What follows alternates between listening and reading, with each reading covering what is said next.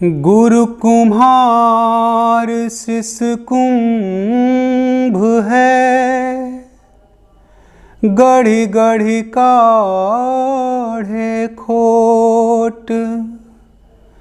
अंतर हाथ सहार दे, बाहर मारे चोट। गुरु कुम्हार शिष कुंभ है, गढ़ी गढ़ी काढ़े खोट। अंतर हाथ सहार दे, बाहर मारे चोट। आप सबको साहब बंदगी। मैं उमेश कबीर फिर से एक बार आप सबको उसी श्रृंखला से जोड़ रहा हूँ जिसमें हम लोग कबीर साहब के गुरु के अंग पर चर्चा कर रहे हैं। इस पूरी श्रृंखला का नाम है कबीर की पाठशाला। और आज जो साखी मैंने चुनी है वो बड़ी ही विशेष है। देखिए, इस पूरे के पूरे प्रकरण में हम लोग कबीर साहब के बताए गए गुरु के पदों पर चर्चा कर रहे हैं। अब यहाँ देखें, इस साखी में कबीर साहब कितनी बड़ी बात और अपने जीवन से जुड़ा एक उदाहरण लेते हैं। कहते हैं गुरु कुम्हार शिष्य कुंभ है। गुरु कौन है? कुम्हार है। और शिष्य कौन है? कुंभ है, कच्चा घड़ा है। आप समझें, अगर आप सब ने कभी जीवन में कुम्हार को घड़ा बनाते हुए देखा होगा तो आप बहुत अच्छे से देख सकते हैं कि गुरु क्या करता है। जैसे गुरु शिष्य को समय समय पर डांटता है, फटकारता है, चोट देता है, ठीक इसी तरह से जो कुम्हार है वो क्या करता है? घड़े को खूबसूरत बनाने के लिए क्या करता है? अंदर से एक थापी लगाता है और बाहर से जोर की चोट मारता है और फिर उसे आकार देता है। उस आकार देने की प्रक्रिया में कुम्हार बहुत बार उस घड़े पर निर्मम होकर चोट करता है ताकि वो एक खूबसूरत घड़ा बन सके।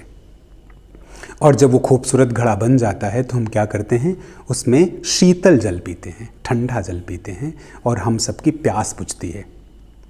ठीक इसी तरह से एक जो गुरु होता है वह अपने शिष्य को समय समय पर डांटता है, फटकारता है और उसे घड़े की तरह परिपक्व बनाता रहता है, अच्छा बनाता रहता है अपने उस तमाम डांट और फटकार से।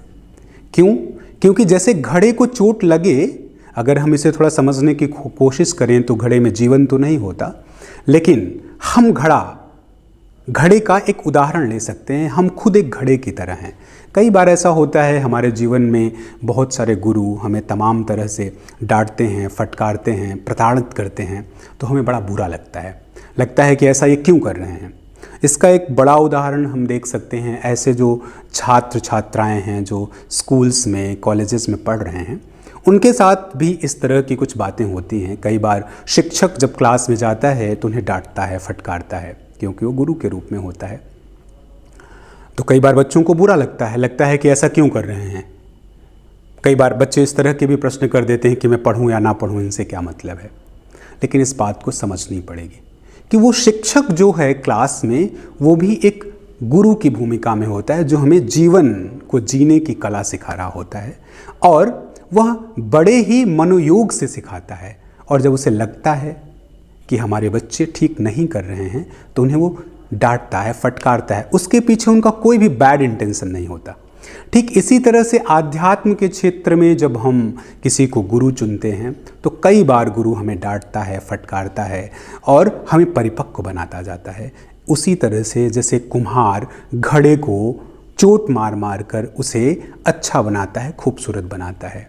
तो कबीर साहब इसीलिए कह रहे हैं कि गुरु कुम्हार शिष्य कुंभ है, गढ़ी गढ़ी काटे खोट। तमाम तरह से छोटे छोटे जो उसमें खोट हैं, बुराइयां हैं, उसके जीवन से जुड़ी जो लोभ है, मद है, मोह है, ईर्ष्या है, द्वेष है, इस तरह की भावनाओं को काटता है, हटाता है। गढ़ी गढ़ी काटे खोट, अंतर हाथ सहार दे, बाहर मारे चोट। अंतर से प्यार का सहारा, वो जो सहारा है वो आपको टूटने नहीं देगा, वो आपको किसी भी तरह से परेशान नहीं होने देगा। ये गुरु का काम है। तो इसीलिए कबीर साहब कहते हैं कि जो गुरु है वो कुम्हार की तरह है, जो शिष्य है वो कच्चे घड़े की तरह है। जिस तरह से कुम्हार एक कच्चे घड़े को पीट पीट कर खूबसूरत घड़ा बनाता है और वो घड़ा समाज को, हम लोगों को शीतल जल देता है, ठीक इसी तरह से एक गुरु अपने शिष्य को तमाम तरह से डांट कर, फटकार कर, समझा कर, उस पर गुस्सा होकर उसे एक सच्चा प्राणी बनाता है, एक सच्चा सामाजिक व्यक्ति बनाता है, उसे ज्ञानी बनाता है और फिर उस ज्ञान से पूरा समाज सिंचित होता है। इसलिए एक जो बहुत अच्छी बात है वो ये है कि अगर ऐसा गुरु कभी हमें मिले जो डांटता है, फटकारता है, हमें संवारता है, निश्चित ही ऐसे गुरु के लिए हमारे मन में ईर्ष्या नहीं होनी चाहिए।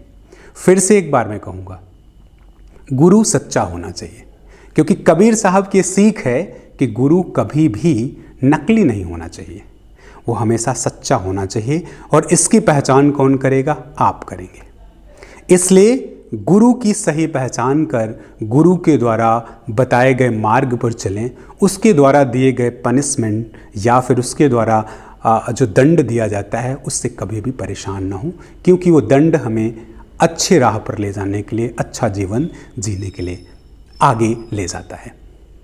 इसके साथ ही एक और सूचना आप सबको दे दूं कि जैसा आप जानते हैं कि इस प्रकरण में हम लोग सिर्फ गुरु की बात करते आ रहे हैं। तो कबीर साहब की जितनी भी साखियाँ उपलब्ध हैं जिसमें कबीर साहब ने गुरु पे बात की है उस पे हम लोग बात कर रहे हैं। गुरु के अंग के बाद हम लोग कबीर साहब के सारे अंगों की बात करेंगे, प्रेम की, विरह की, सतगुरु की, और सबकी सारी साखियाँ लेकर उन सबको समझने की कोशिश करेंगे। इसलिए आप परेशान न हों कि लगातार जो वीडियोज़ आ रहे हैं उनमें आप सिर्फ और सिर्फ गुरु की ही बात कर रहे हैं। ये प्रकरण गुरु का चल रहा है और जैसे ये प्रकरण गुरु का ख़त्म होगा हम कबीर साहब का दूसरा एक प्रकरण लेंगे। सो आप सबको धन्यवाद मुझसे जुड़ने के लिए।